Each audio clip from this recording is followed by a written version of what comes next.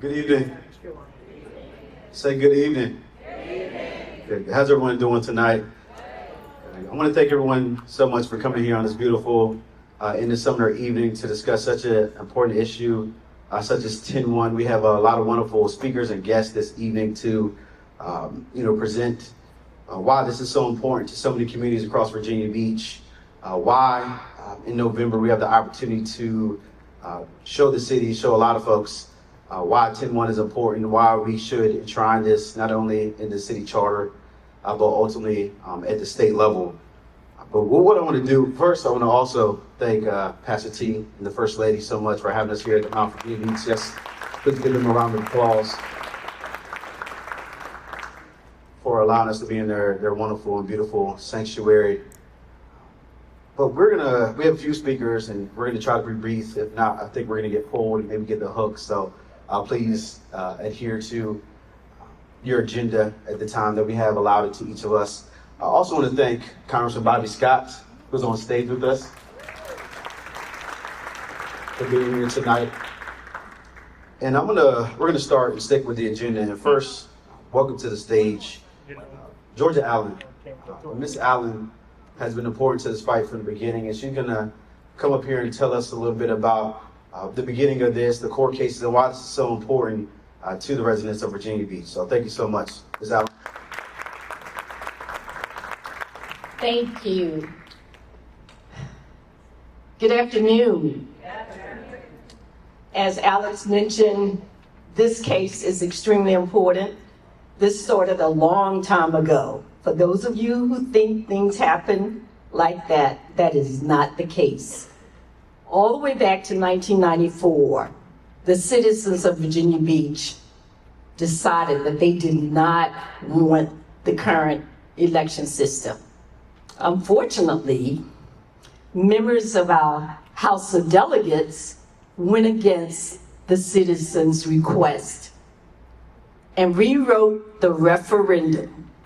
The original referendum, the citizens said, that is not the voting system for us. So they went back to Richmond, rewrote the referendum, confused the public, and the citizens ended up voting against what they had originally voted in favor of.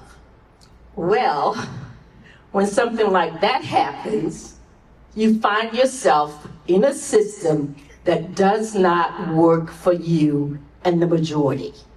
And that is what took place. So over time, many of us were pushing the city to change its election system.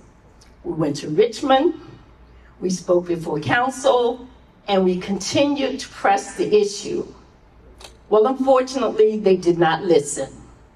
So a young lady by the name of Latasha Holloway understood that she did not have a fair voting system, but she also did not have representation, neither on school board or on city council. And once she understood that, she filed a lawsuit. Later during the lawsuit, we worked together and the judge, the federal judge, ruled that the city of Virginia Beach was operating a voting system that was in violation of the Voting Rights Act of 1965. So that is why we are here tonight with this panel of guests to share with you in more detail why it is important for the citizens' voice to be heard. So the citizens wanted a different voting system. We now, because of the judge, we now have a voting system that has actually allowed us to elect the most diverse city council ever. But the other thing is, the districts are smaller. So even if you don't have a lot of money, even if you don't have special interests supporting you, you too can run for office throughout the city with the new 10-1 voting system. So we're gonna hear from this panel. We're gonna get a lot of good information, and your marching orders will come. Thank you. Thank you to Mrs. Allen.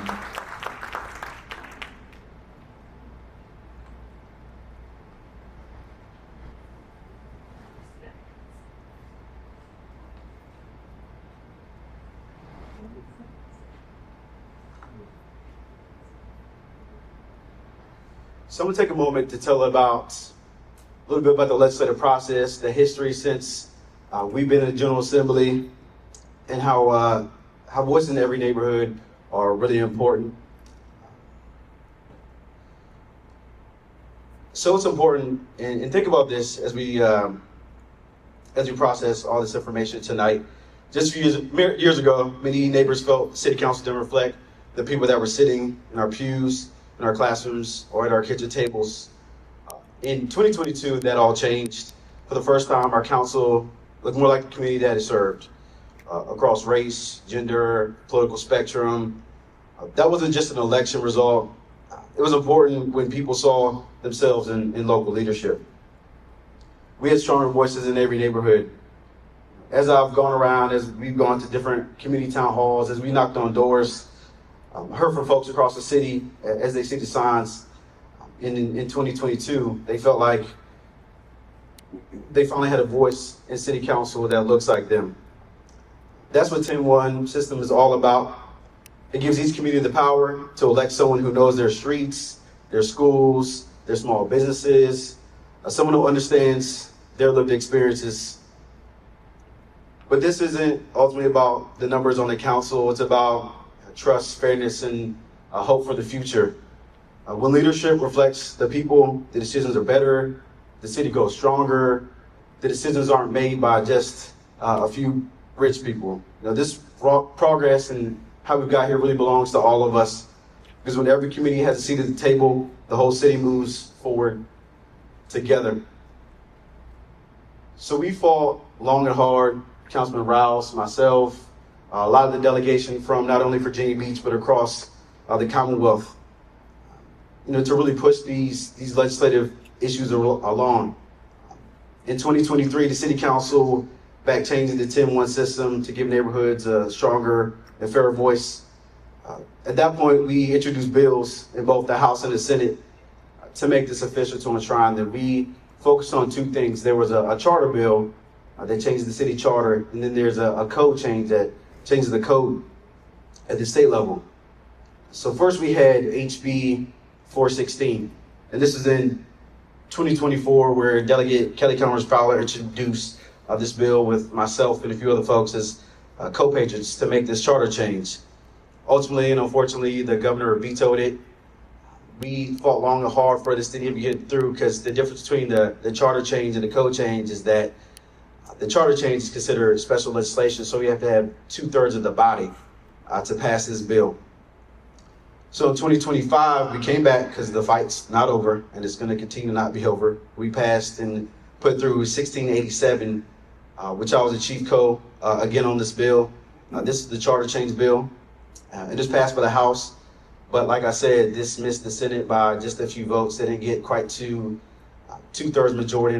That's not Aaron's fault. Aaron fought hard for it in the Senate. He'll talk about the Senate process in a little bit as well. And then, unfortunately, in 2025, we did pass HB 1990, which was the code change. But this one was not special legislation, but it ultimately was vetoed by the governor. And I just want to end with, why your voice matters so much in November. This November, we have the opportunity to either keep the 10-1 change, 10-1 charter, 10-1 change, voting system change, or get rid of it for a 7-3-1 change. I don't know if you've been around the city, but I was born and raised in College Park and Love Green area of the city. And if you, look at the mediums, look at the trees, you just drive around, there's a distinct difference between other parts of the city. If you look around, including this neighborhood as well, where I represent the General Assembly. And if we change to 7-3-1 and go away from 10-1, the true representation is going to be missing. There's going to be 4, 5, 6 people that are going to run everything, no matter how we vote for them, who represents these areas. So, as we move forward, we hear from Councilwoman and the Senator and former Councilman Moss. Hear them out. If you have any questions, we'll have an opportunity for the end for you to ask them. And we also have Chris Boynton here, who has blessed us with his presence to be able to answer any questions we have from the city's side. But again, a reminder, vote yes to this 10-1 charter change. You'll see that a lot. You'll hear this from us. And if you have any questions, we'll be really accessible to answer them at the end. Next, I'm going to call up my esteemed colleague in the other side of the house. I was going to go far away from that one. But State Senator, everyone you know well, Senator Aaron Rouse.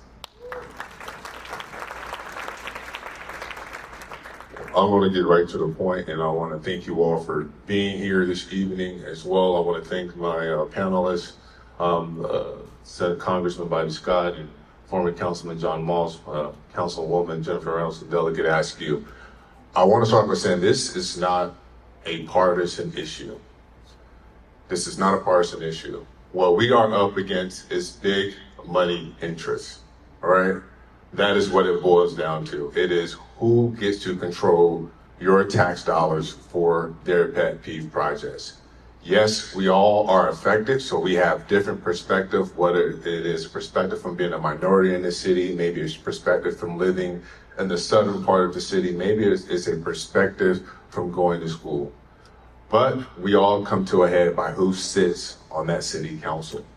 Now, I've had the unique experience of not only being on the local level and seeing how this played out, but also at the state level as chairman of our state's Privileges and Elections Committee in the Senate. I want you all to understand something. We are here today because of the hubris of city council for when I served on that city council.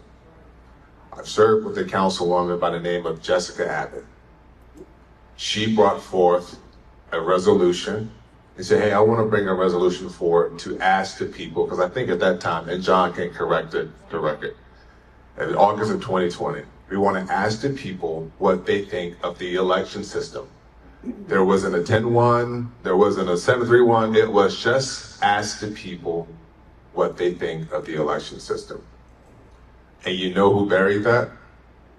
The status quo. Your current mayor, vice mayor, the councilman, I think he represents the Rose Hall area district as well, and some other councilmen. It was a 6-5 vote. But they buried that because they thought the Holloway case was not going to see the light of day. They thought the courts would never side with the Holloway case. And little did they know it came back that they did.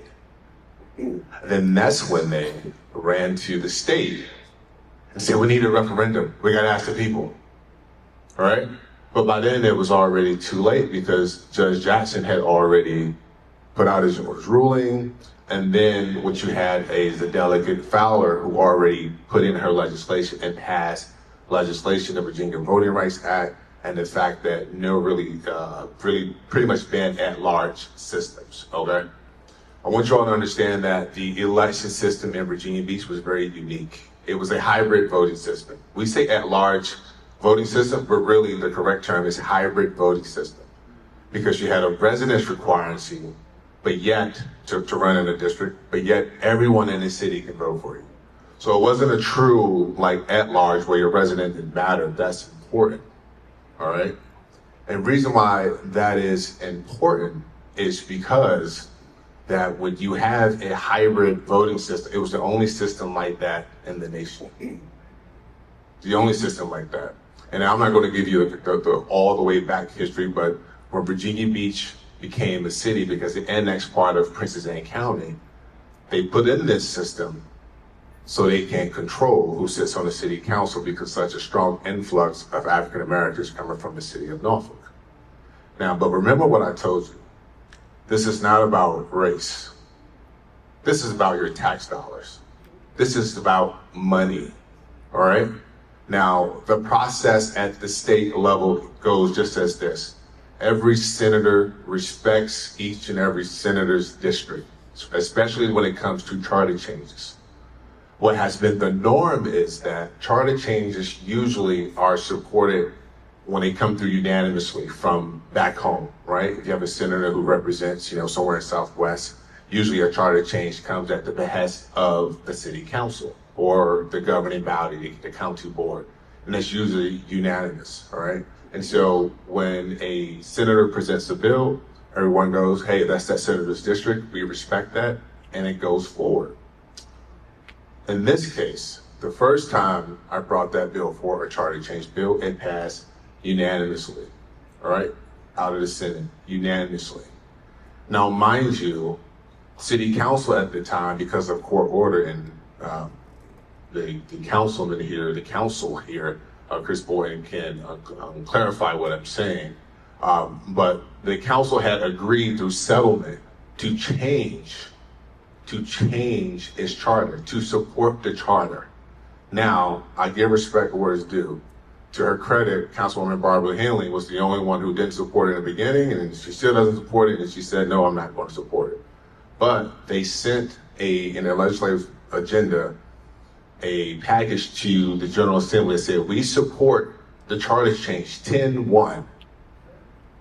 But I want you to understand something. That was only on its face only, because behind closed doors, they were calling Delegate Barry Knight, Delegate Tata, they were calling Senator Bill DeSteph, and they were poisoning the well, if you will, saying, do not pass this, we don't want it, no. Every step of the way, I need for you all to understand that City Council undermined the lawsuit. They had no intention on supporting a 10-1. Now, why do you ask? Because what? It's your tax dollars. It comes back to who controls the ocean front. Now, I ask you, in the last district race, if the outcome in District 6 would have been different, that is the Beach District, would have been different, would we be standing here? Would we all be in this room? I think not. And so I'm going to give you a little bit more details, because as Delegate Askew has stated, it is special legislation that passed 2/3. And I need to wrap up because my time is up, because I want to get your questions. But we did pass those bills with special support and legislation with the majority of the Senate and the House. And it was a developer, and I will even call the names out because we're in an era where you have to call people out now. It was a developer by the name of Bruce Thompson that told the governor to veto this bill. And he vetoed it. And so this is where we are. It's the same folks who are funding the lawsuit that keeps us where we are. And so I have more to say later, but I want to be respectful of everybody's time. And I have the wonderful privilege of bringing up Councilman John Moss. Oh. Yes, Councilman John Moss.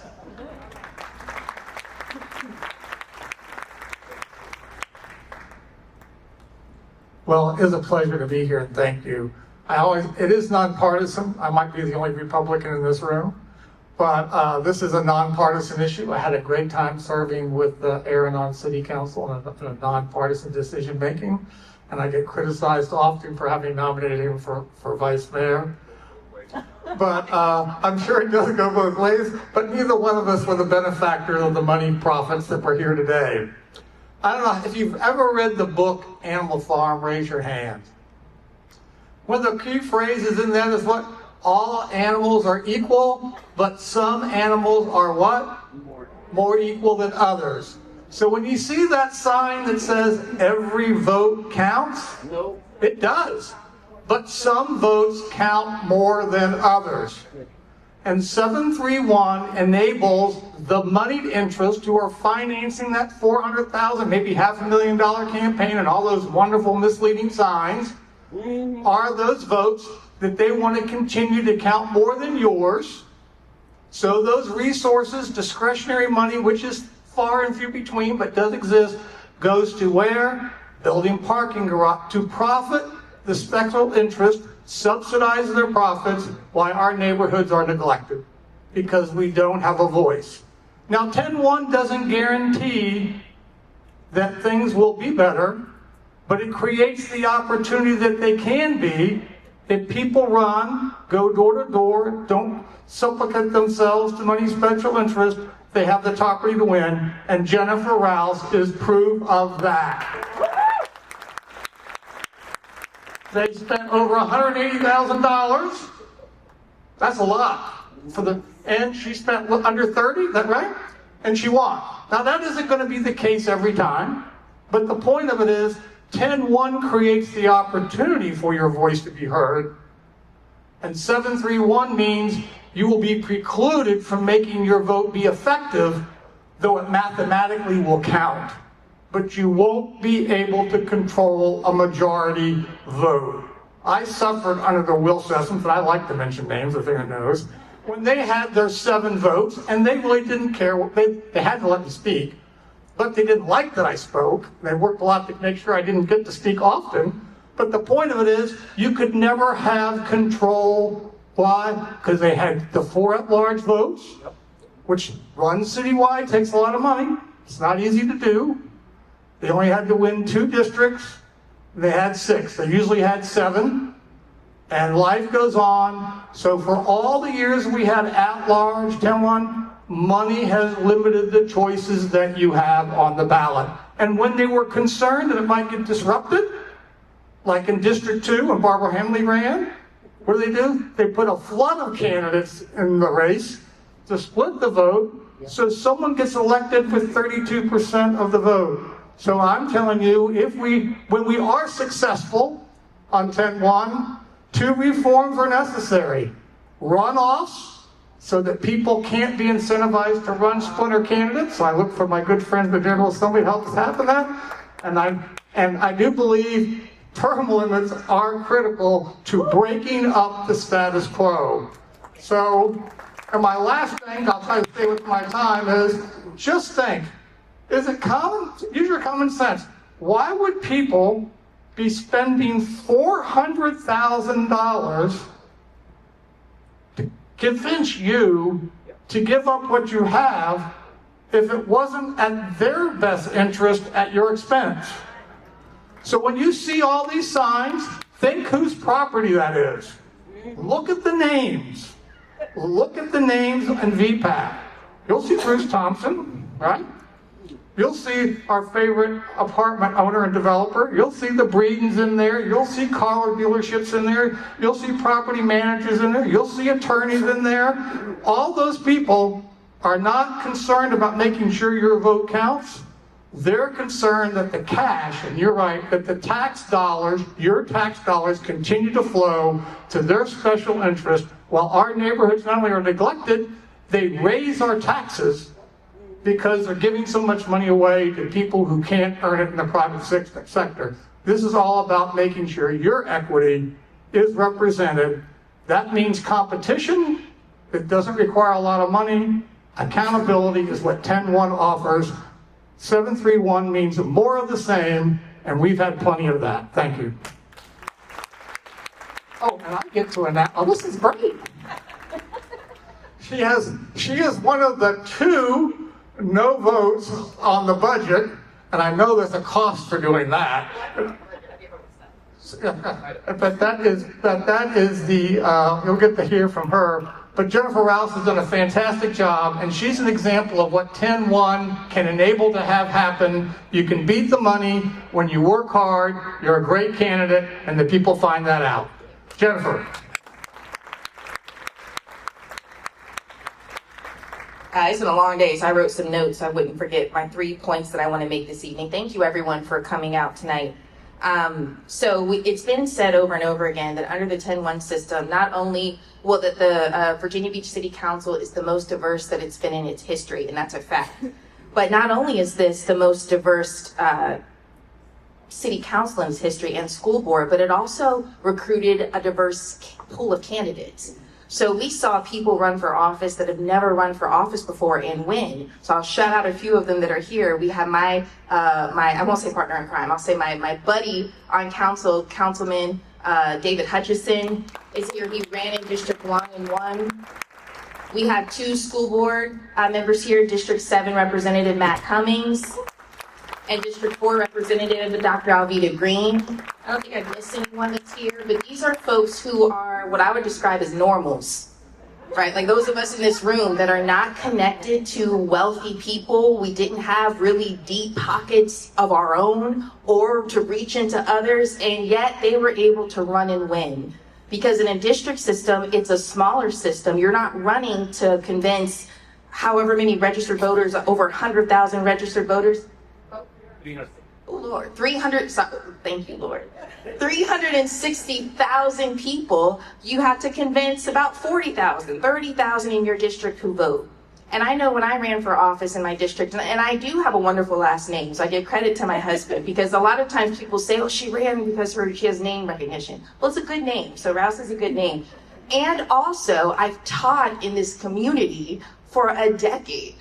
So outside of having a wonderful name, I had relationships in the city. I'm from Virginia Beach, went to church, taught students who then told their family and friends, oh, Miss, they knew me as this, Miss Valentine, you running for office? That's why you saw my picture on the sign. So they would say, wait, I know her. She's running for office. Tell everyone, tell everyone. And when I was running in the district system, and knocking on doors in District 10, over and over I heard people say, I've never had a candidate come to my door.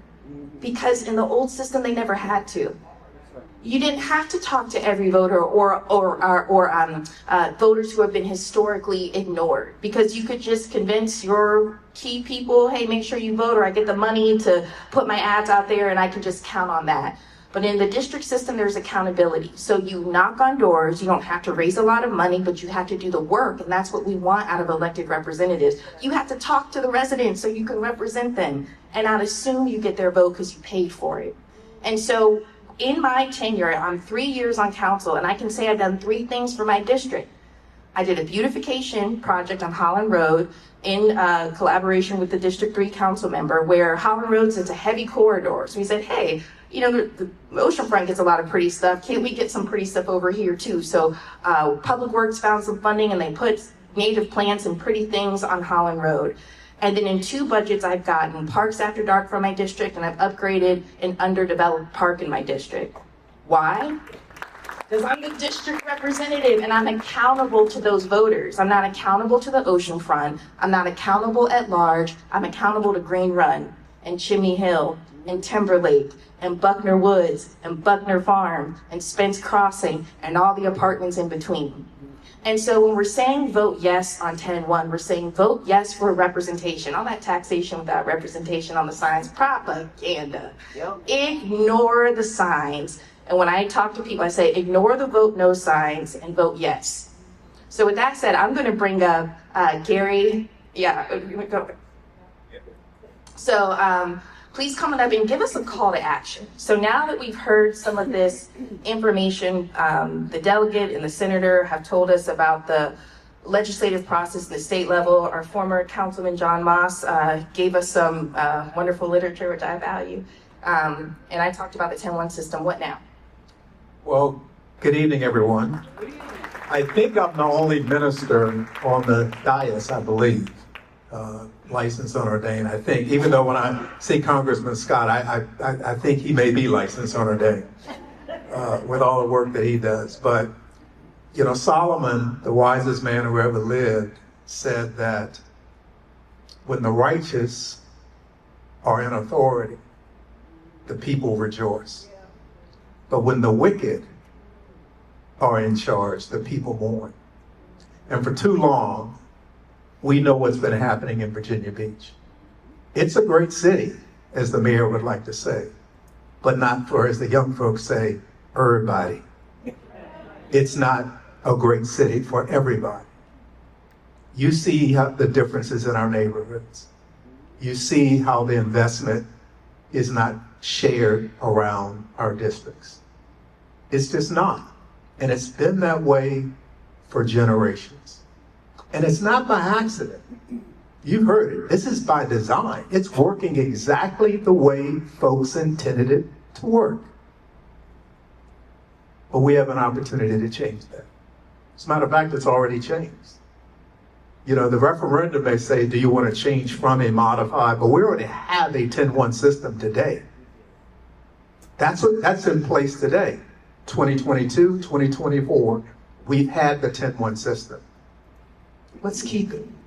I learned a long time ago that if something is not broke, don't fix it. And it's interesting, we've heard about all the signs that are out, the vote no signs. Well, you know, every time I look at one of those vote no signs, you know what I think? I think that's exactly what they would do in a 7-3-1 system. Think about it. Those signs are popping up all over the city.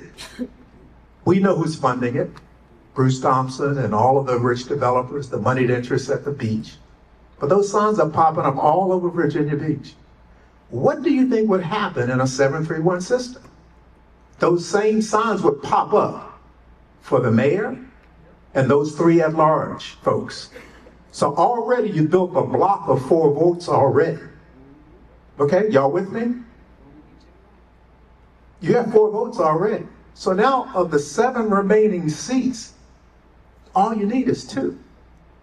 Because I believe, Councilman Rouse, all you need on most issues is 6 votes. It's a simple majority. So already, when you look at those signs, you see the playbook that they're going to use in a 7-3-1 system. I hope you guys are understanding what I'm saying.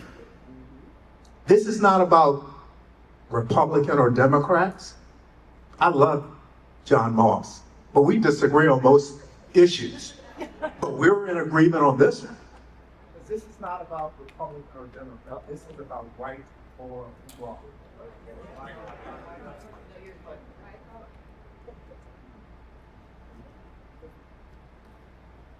So I'll just talk because I don't know if I don't want to waste everybody's time tonight. We need to vote.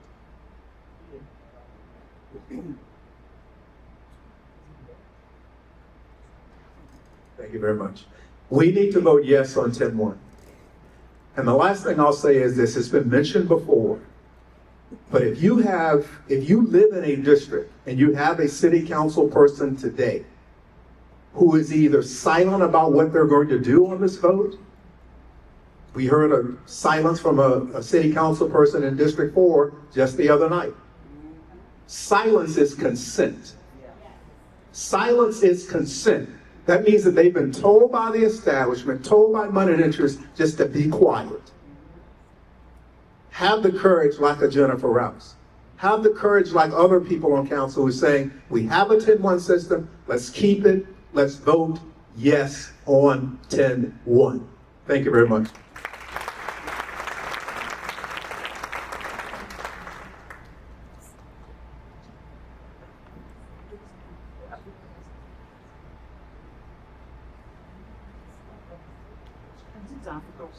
I'm gonna take it is about time for questions. I'm gonna take a quick point of privilege and see if the congressman would like to say anything, because we can't go without allowing him to take his microphone.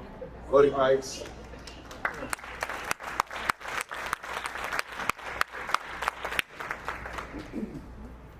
Thank you. It's a pleasure to be here. I want to thank the Mount for hosting us and for the town hall meeting. It's an opportunity for people to be heard. I was hoping I could sit in the audience and watch people yell at you like they do in some town halls, but that's not the case here. This is I'm invited not to discuss 10.173 all that, but just from my perspective as a former member of the House Judiciary Committee, I served for many years, and many of those times I was the lead Democrat on the Constitution Subcommittee, so voting rights came under that jurisdiction. And we start off with the fact that the kind of basic political science social contract is that we get to participate in the democracy, and then we agree after decisions are made to abide by the decisions.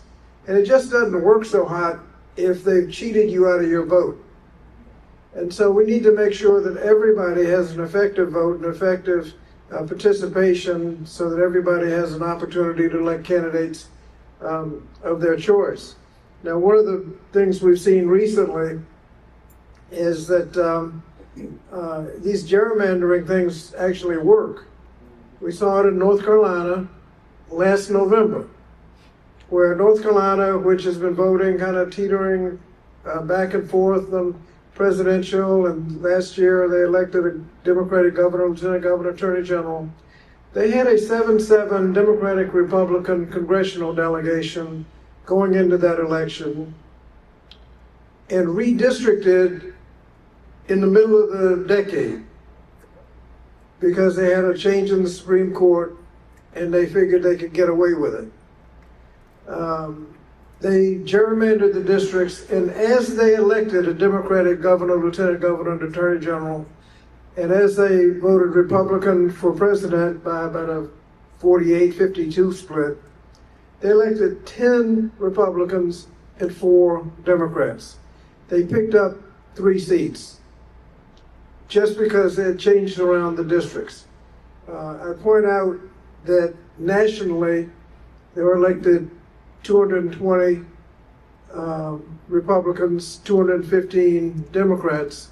If Democrats had had those 3 seats back, it'd have been 218 Democrats, 217 Republican, and you can imagine the policy difference that would have caused on some of the things that they've been able to pass this year.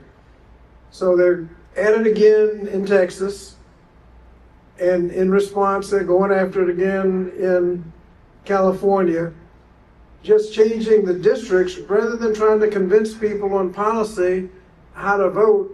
They're just picking voters so that they can jerry-rig the system.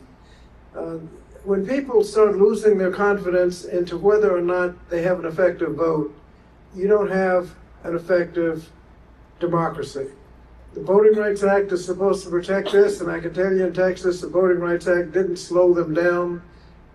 All of the seats that they impacted were opportunity seats for minorities, so that they call it partisan, but when you overlay a partisan map with a racial gerrymander, it looks like the same map.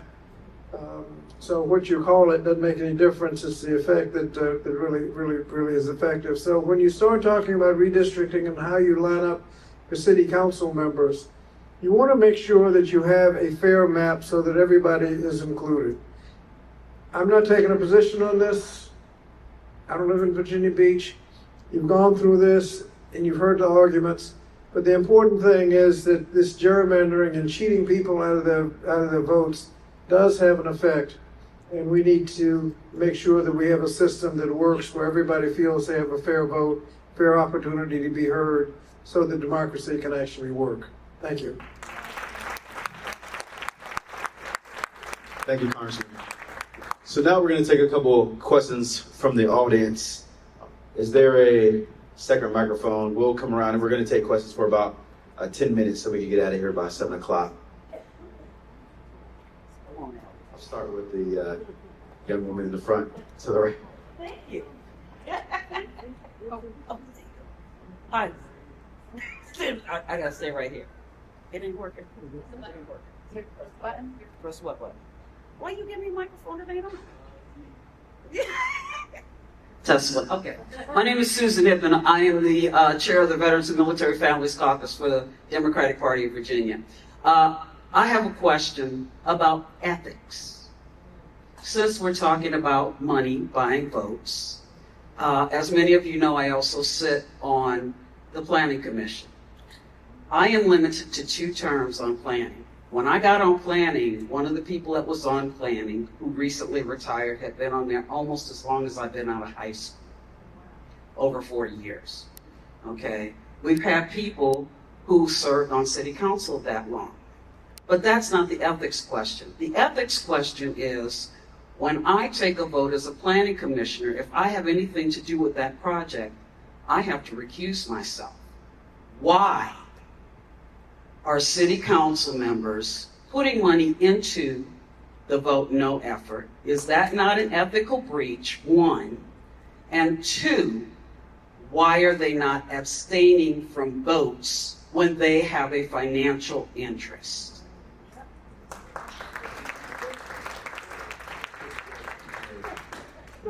I'll take you off the hook. How about that? Chris, I'll take you off the hook. How's that?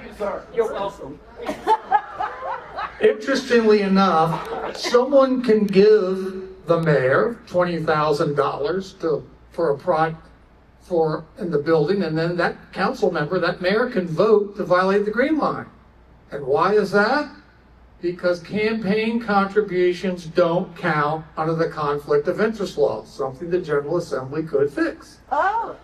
Council could impose upon itself a restriction because they're not prohibited from doing that. So the council itself could take that issue.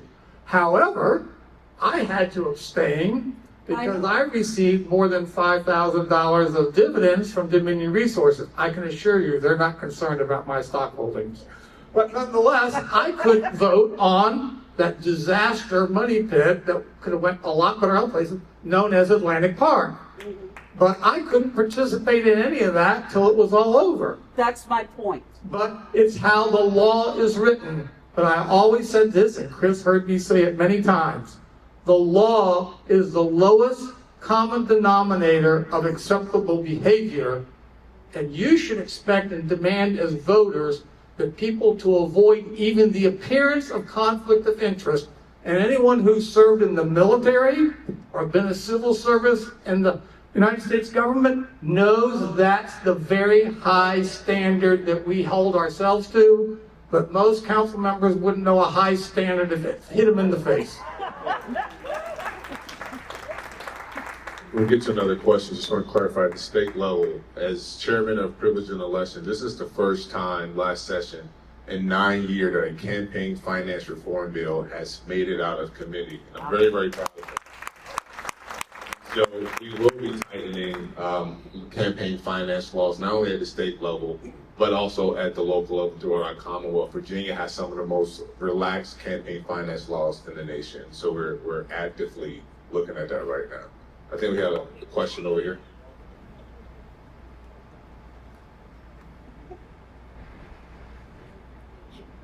My question was, recently with the silo project expansion, my name is Usha, Iliswarapu, by the way, the silo project expansion that the council voted on, we were actually trying to get involved and talk to the city council and convince them not to do that. But over there, what happened was District 2, the people of District 2 was against it. This was below the green line, and there was silo project expansion, the development that took place along Princess Anne and Nemo? Yeah. Nemo Parkway. And over there, what happened was, even though we were, the people of District 2 didn't want it, Barbara Henley didn't want it, our city council member, the rest of the people ganged up, except for, thank you, Jennifer Rouse, councilwoman, except for her and Barbara Henley, the rest of them voted for that, and most of them got money from the developers, and we couldn't do anything. The only person we can vote for is the mayor and Barbara Henley. In the 10-1 system, I see a drawback in that we cannot vote for any of the others who had voted, to push that down our throats, literally. And we didn't want it, and Barbara Henley didn't want it. But so many of those people who had got money, they did not recuse themselves. So what do we do in this 10-1 system? I understand that there are pros and cons of both options, and this is like in the movie Argo, what is the best bad option? That's how I see it. So what can we do in this kind of setup where not only in District 2, this is going to happen in all the other districts where they'll all gang up and then push something maybe in your district, Rouse, and you won't be able to do anything because you'll be in the minority. I'll start and then welcome anyone else wants to add.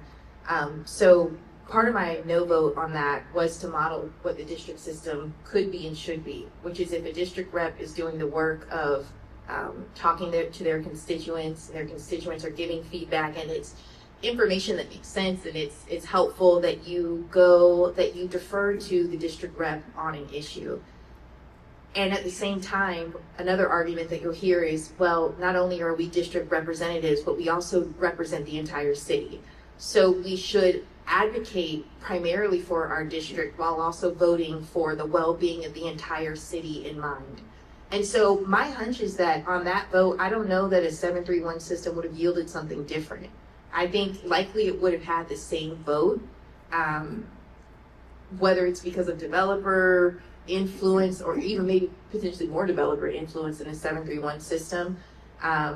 But I think that's the nature of, you've got 11 people on a body and you need 6 to agree with you. And sometimes people just on their own values agree, like the people who run for office, a policy or a plan sounds good and they support that. So I don't think a 731 would have yielded something different. 731, the way I would like to just give you an example. I lived under both systems a long time. I served in 1986 to 1990, which was the borough system, Kensville Borough, all that. It was all at large. Then I moved into an at large seat. But let me just give you 2 examples of why I don't think 731 or 101 makes a difference on that zoning or other ones. Because ultimately it comes back to what? You. But I'm going to show you why I think the thing that you talked about, Gary, which was the large, you really don't have any effective control over who's elected at large. Who remembers the big tower built on Shore Drive? I know, Aaron, you voted with me that everyone came down and spoke against the tower by Westminster, all that stuff. People turned out, even the district person supported what the district didn't want, because he's elected at large. Look at the VPAP. You can follow that all the way through.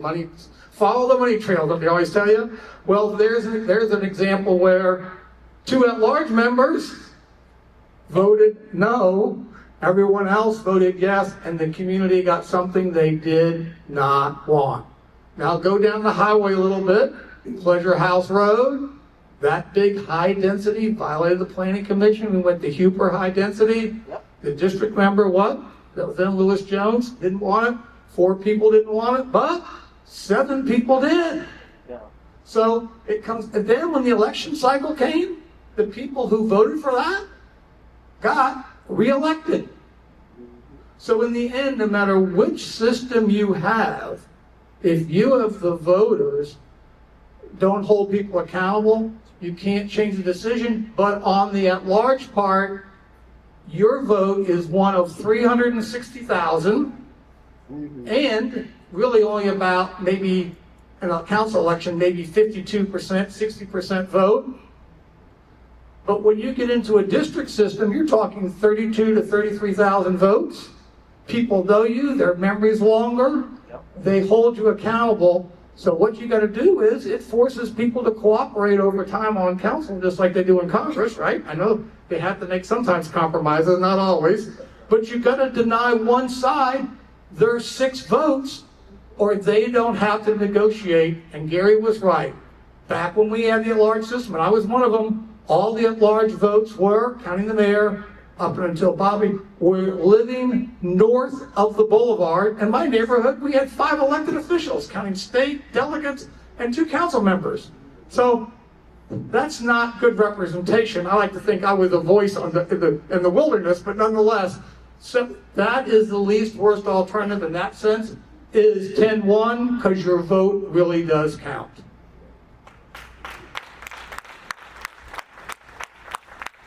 Hi, my name is Renee. I'm a recent retiree of Virginia Beach City Public Schools of 35 years. I'm getting ready.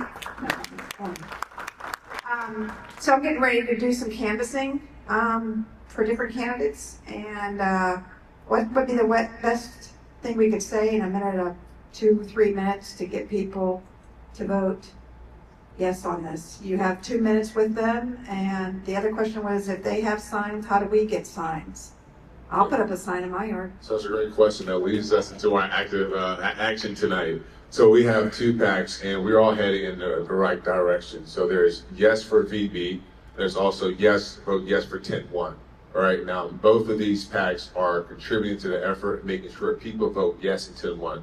Now, when you go to someone's door, they're only going to give you really 2 minutes most to get their ear. And so within that time, you need to say vote yes for 10-1 because big money interest is telling you to vote no.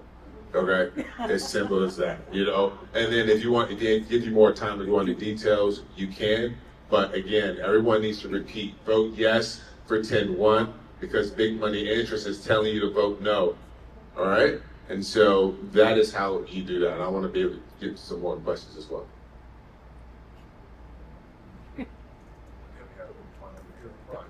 Hi, good evening, everyone. Ty Champion, Chair of the Black Caucus of Virginia Young Dems. Thank you. So I'm uniquely curious, are we seeing a higher effort for people saying vote no in council districts 4, 7, and 10? Or are we seeing that effort more widely distributed through the city?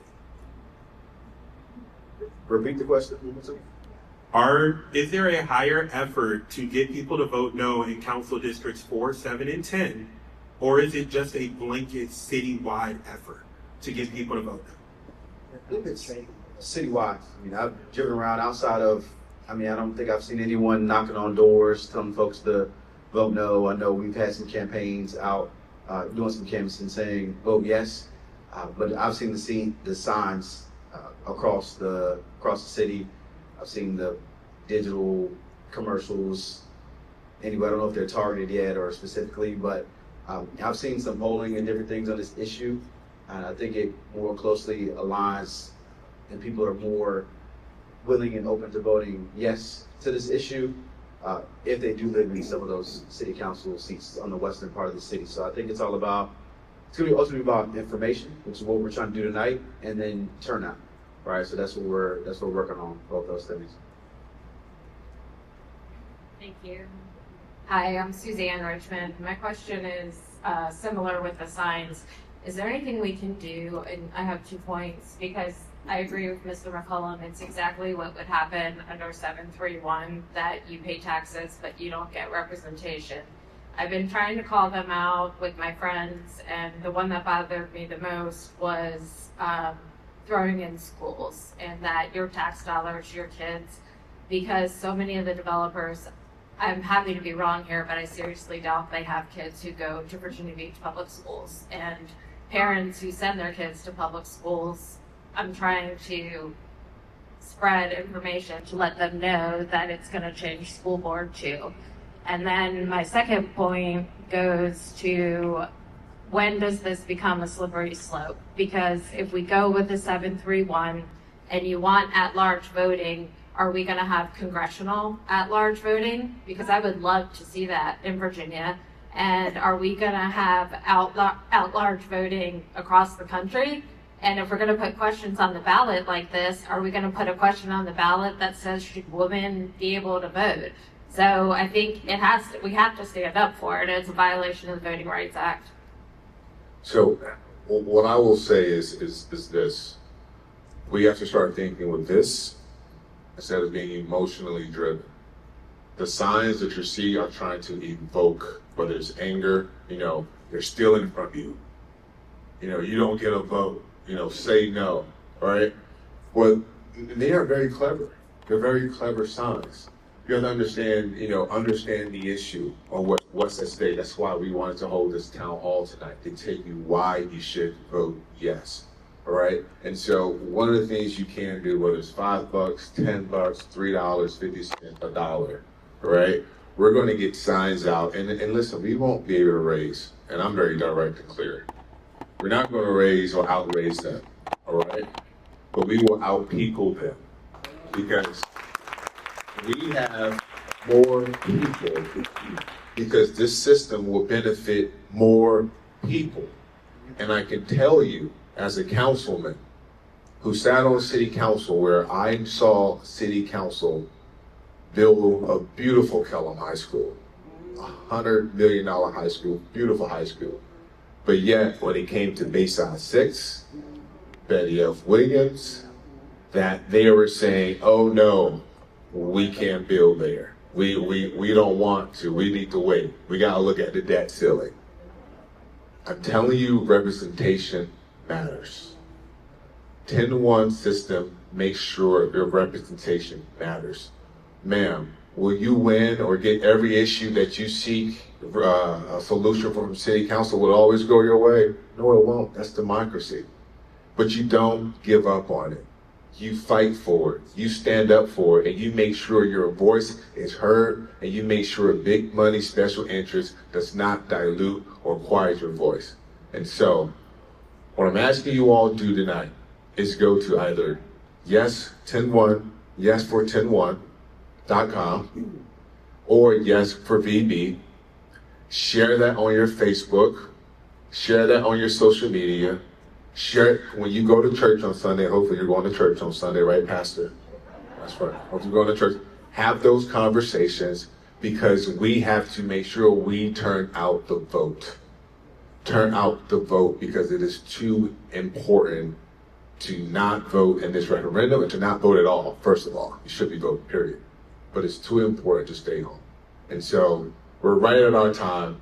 I want to thank not only all our panelists for being here, and I have to really special say thank you to John Moss because, again, we didn't always agree on issues on City Council, but he's a principled man, and he has values, and that's something that not only our experience, John, that I take with me, carry with me in the General Assembly is why I have a lot of respect on the other side of the aisle as well, because my yeses are my yeses and my noes are my noes. And so, again, this is not a partisan issue, all right? This is a nonpartisan issue. I want to thank Delegate Askew for the work and the leadership that he's done as well in the House and being a leader. My beautiful wife, I'm saving you for last. Congressman, Bobby Scott, as well, thank you for the work that you're doing as we see at the federal level voting rights across the nation are being eroded. And I know you're trying to stand up and fight that tough battle. So thank you for even coming out here tonight and being a part of this. It shows that you care, that you are involved, that you're within our community. Thank you as well, sir. To our local councilmen, Hutchison, our school board members, Cummings, and Ms. Green, we have your back.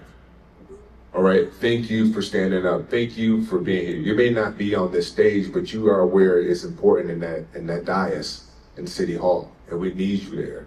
So thank you for stepping up. Thank you for running, and thank you people for coming out here tonight. I also want to thank our council here, Chris Boyd from the city, for being here, for being ready to answer any questions as well.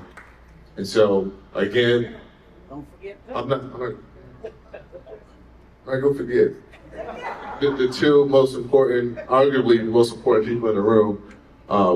Gary McCollum as well, who's been fighting to get a disparity study done in the city, been fighting for rights throughout Virginia Beach way before I came along, and has also been standing up and making sure that we are seen and heard in the city. And to Miss, thank you so much, Georgia Allen, as well. I mean, what you have accomplished along with Ms. Holloway in terms of making sure we have true representation will be marked in the history books, all right? And so the fight continues. The fight continues. Thank you to our gracious host, the Mount, to Rogers. Thank you so much, Master First Lady. Thank you all for coming out tonight. We'll stick around for some individual questions as well, but stay tuned to more town halls and hope there'll be some in your districts as well. So please go to those websites, get more information, and stay up to date. Thank you. Oh yeah. I know I'm sitting on the couch tonight. And thank my beautiful wife as well. Thank you so much. But no, I want to say something about my beautiful wife though too. Yeah, no, I'm not gonna make it up. Because here's the thing, like we just had a baby 9 months ago. And my wife is her first week back in the classroom teaching at TCC Tower Community College. And so not only has she managed to go back to the classroom, but she's managed our household very well, but she's also doing work on City Council fighting this fight. And so what I want to say is thank you for being a leader that you are and your strength. I just need a little piece of it. Charge it to my head, not my heart. I'll see you tonight. I love you, babe. Thank you everybody so much for coming out tonight.